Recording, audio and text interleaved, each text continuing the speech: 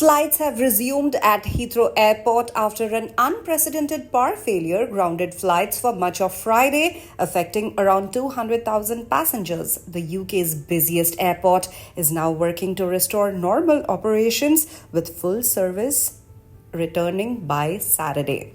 The disruption stemmed from a catastrophic fire at a nearby electrical substation, causing a major power outage that left Heathrow without its usual electricity.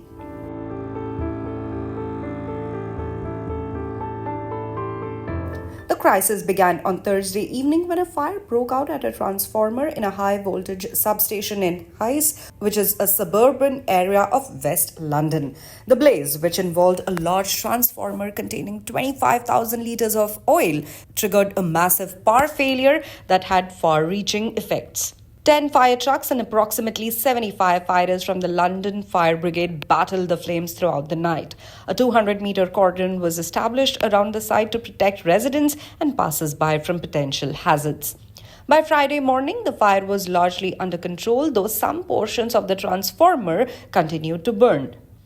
London Fire Brigade Deputy Commissioner Jonathan Smith reported that 10% of the fire remained alight but assured the public that the situation was stabilizing. The fire was caused by a combination of the burning transformer oil and live electrical equipment, which posed a severe safety risk. Affecting both Heathrow Airport and the surrounding areas, the fire caused power cuts that left more than 16,000 homes in the dark, and authorities evacuated around 150 residents from the immediate vicinity. The incident disrupted not only Heathrow's operations but also the national power grid, with utility companies Scottish and Southern Electricity Networks working quickly to restore power.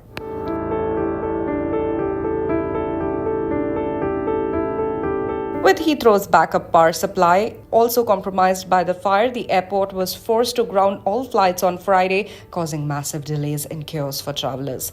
Inbound flights were rerouted to other airports across Europe, and several outbound flights were either cancelled or delayed.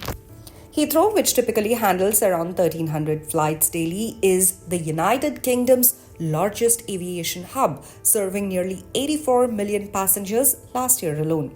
Heathrow's chief executive, Thomas Worldby, addressed the disruption, calling it as big as it gets for our airport. He issued an apology to stranded passengers, acknowledging the severity of the situation and admitting that the airport could not have fully protected itself from such an unprecedented event.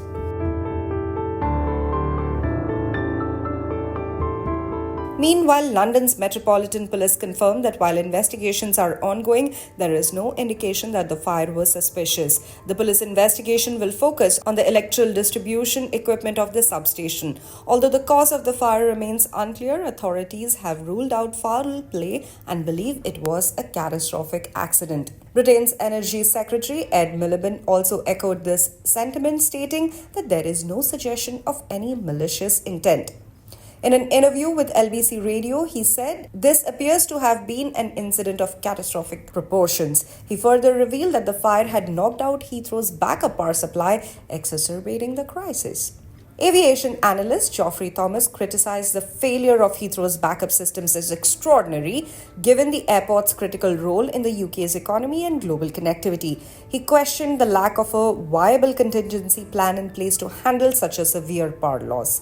In light of the event, he stressed that lessons must be learned to improve the resilience and protection of vital infrastructure like Heathrow. He called for a thorough review of how such incidents can be mitigated in the future. For all updates on the fire at Heathrow Airport, like, share, and subscribe to the official YouTube channel of the Indian Express.